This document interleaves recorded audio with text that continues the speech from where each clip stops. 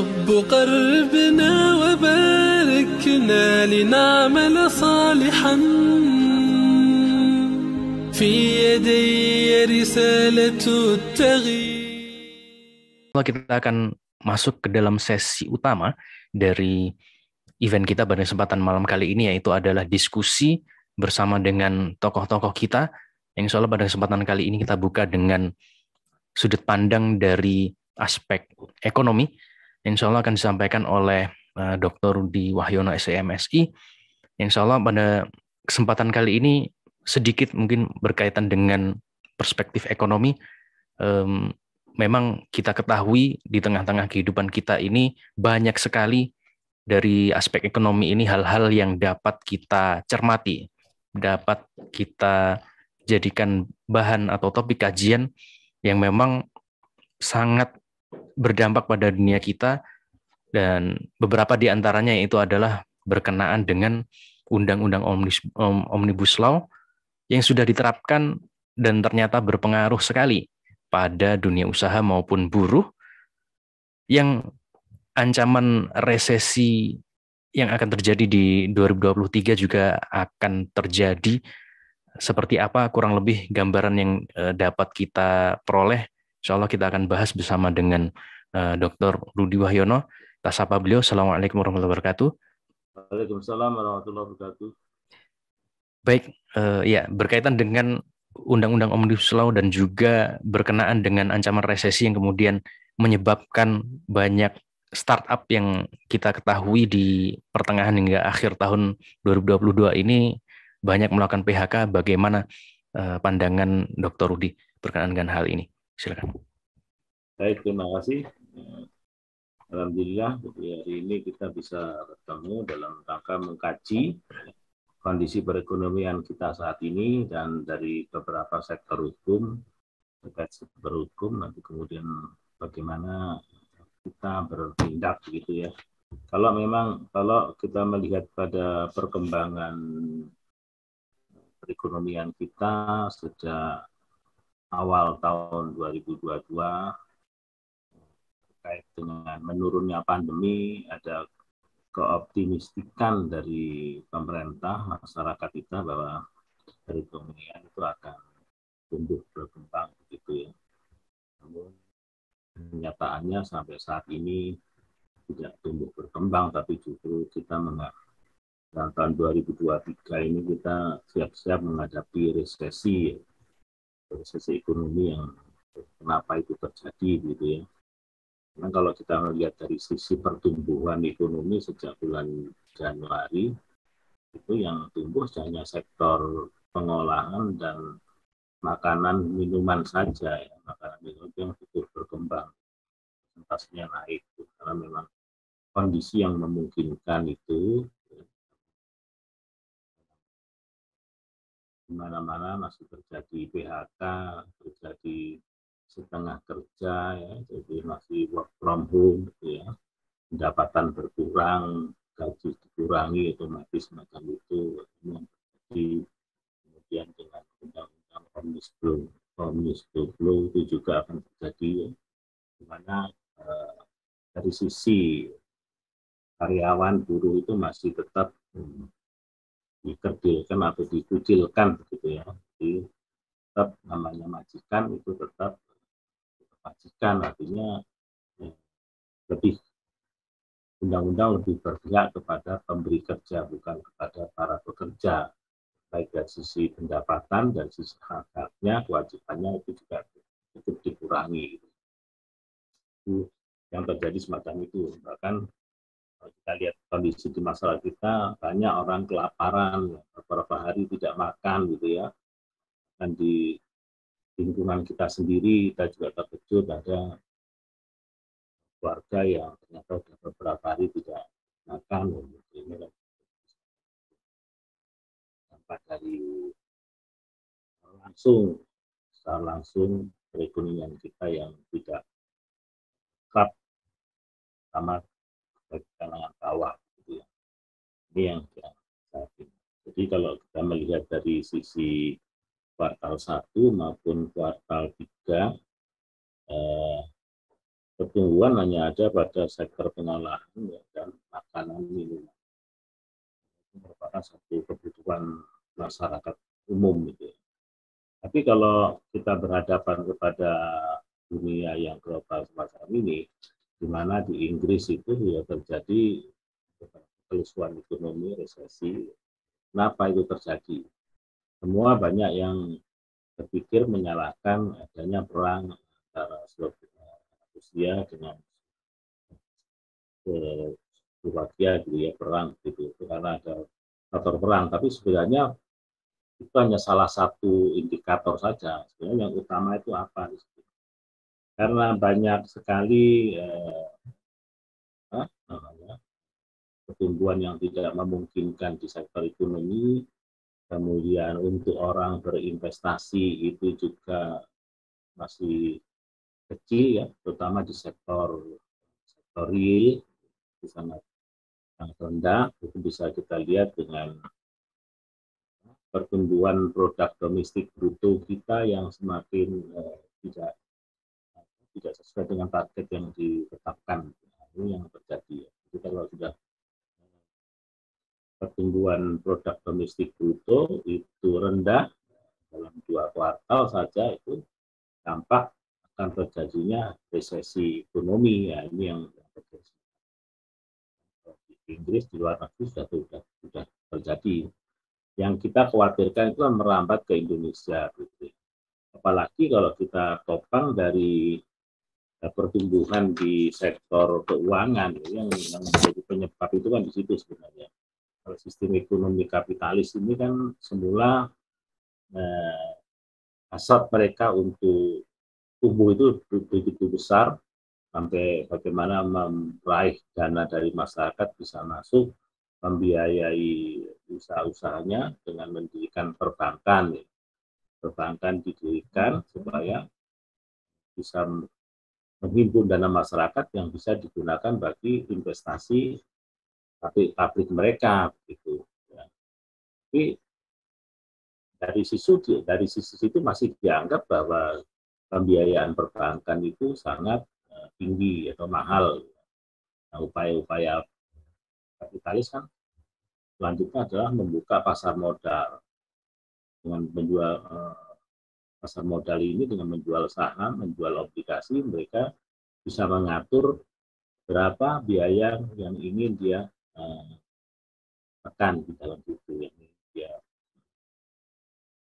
terbebani. Bunga itu bisa diatur begitu, sehingga dibukalah pasar modal supaya masyarakat itu semakin gencar untuk melakukan investasi dengan iming-iming yang luar biasa ya, penjualan saham. Nah, melihat dari sisi perkembangan di Indonesia itu sejak tahun 2019 ya, kalau kita hitung investasi atau investor di pasar modal itu ada 2.484 ya. Itu kemudian tahun 2020 naik menjadi 3.880 sekian, atau naiknya 56,21%. Tahun 2021 naik lagi menjadi 7.489. Artinya naik dari tahun 2020 ke 2021 92,99%. Tahun September 2022 naik menjadi 9.777 atau naik 30,55%. Artinya, kalau memang dari sisi jumlah penduduk yang bermain di pasar modal ini kan cuma 1% lah kira-kira, 1%. Tapi tidak bisa dilihat semacam itu. Sekarang dengan jumlah investor saja yang bermain di bursa efek itu 9.700 sekian yang bermain di situ, artinya uang yang beredar di kalangan pasar bursa saham ini itu kan jumlahnya tidak kecil. Kalau misal satu orang saja punya minimal 100 juta, itu dikalikan 9.700 sudah berapa ada di situ. Uang inilah yang tidak bermanfaat bagi kalangan sektor real, karena uang itu hanya berkutat di orang-orang itu saja. Jadi artinya di kelompok menengah atas saja itu ya, kota itu ini, sehingga dari sisi perbankan ini sangat kekurangan untuk memperoleh dana karena mereka investasinya ke sektor bursa saham yang menarik gitu ya, yang lebih banyak menguntungkan. Karena apa? Karena di perbankan ini kan bunga yang mereka harapkan sangat kecil ya, sangat kecil sehingga mereka tertarik bermain di bursa. Nah, bermain di bursa ini kan luar biasa ya. Ada kadang-kadang ada pendapatan yang tiba-tiba tinggi, tiba-tiba rendah. Karena memang ada permainan-permainan yang situlah yang membuat orang tertarik sampai selain hanya saham, penjualan saham, obligasi, sampai penjualan indeks. Indeks itu sudah penjualan-penjualan yang sudah apa ya, betul-betul perdagangan maya lah. Jadi misalkan mengikuti harga produk makanan, misalkan harga kopi ya, karena harga kopi naik, ya, kemudian ada yang membeli, ya, membeli, kemudian transaksinya hanya melalui akun-akun yang mereka yang dia miliki, yang ada di perbankan, gitu, yang gampang custodian tersendiri di situ. Nah, ini yang berbahaya kan di situ, karena uang itu tidak bisa terserap di sektor real.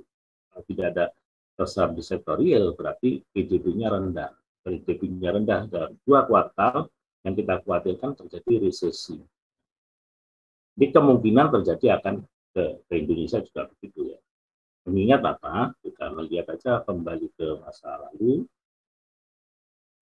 BBM ya. BBM dunia itu menurun, tetapi kita harga yang di dalam negeri tetap ya.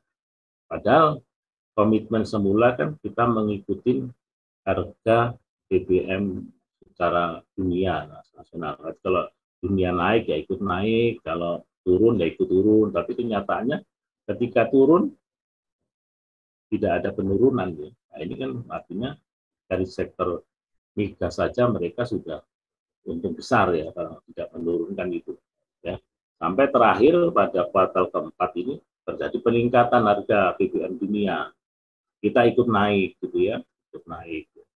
Padahal November kemarin dunia harga minyak sudah turun, tapi nyatanya kita tidak turun. Nah, ini yang menyebabkan terjadinya inflasi besar-besaran di beberapa sektor. Sama sampai dengan harga beras pun sekarang sudah mulai meranjak naik. Ini kan menjadi beban yang berat bagi masyarakat kita. Ya. Jadi seolah-olah ini yang antisipasi ke depan ini nanti bulan Januari kuartal pertama ini yang harus kita lihat ya, karena di luar negeri sudah terjadi resesi, itu pasti akan berimbas ke kita ya. Apalagi nilai rupiah kita semakin melemah ya. Sekarang kalau tidak salah 15.200 begitu ya, itu sudah mulai melemah. Kalau menguat pun bukan karena kekuatan ekspor kita, tetapi karena ada dana pinjaman yang mencair sehingga kita memiliki cadangan yang cukup hingga harga rupiah menguat. Hanya itu saja, terus begitu saja. Sementara hutang kita kan sekarang sudah 7.400 ya kurang lebih, itu yang ada 17 triliun ya. Ini yang 7.400 triliun itu kan luar biasa itu ya. Jadi yang terjadi saat ini semacam itu. Ini kalau itu merambat terus orang bermain di pasar modal, ini akan hambatannya akan di situ. Sementara kita lihat beberapa perusahaan-perusahaan besar, beberapa perusahaan-perusahaan pengecer besar sudah banyak tutup ya di Malang. Tanda-tanda ya, tanda-tanda kehairan orang untuk di sektor dagangan itu sudah mulai berkurang. Tapi sebenarnya kalau kita ingin ya untuk rakyat kita ya kita bermain di sektor makanan dan minuman itu. Kalau saya lihat sekarang di sektor makanan dan minuman ini yang cukup menguat ya. Siapa punya keahlian di situ, punya keahlian di sektor informasi teknologi, ya dia bisa melakukan aktivitas ekonomi. Kira-kira ini sebagai pancingan untuk diskusi saja ya. Mudah-mudahan nanti kita bisa temukan apa sebenarnya solusi ke depan yang akan kita hadapi dalam menjaga supaya resesi itu tidak membawa kita lah gitu ya. Kita bagaimana antisipasi umat Islam ke depannya supaya kita juga masih bisa mengikuti situasi kondisi yang akan terjadi masa. Mungkin itu aja Mas Rasid ya dari saya. Kita buka untuk ada diskusi lagi. Sekian, kurang lebihnya mohon maaf. Assalamualaikum warahmatullahi wabarakatuh.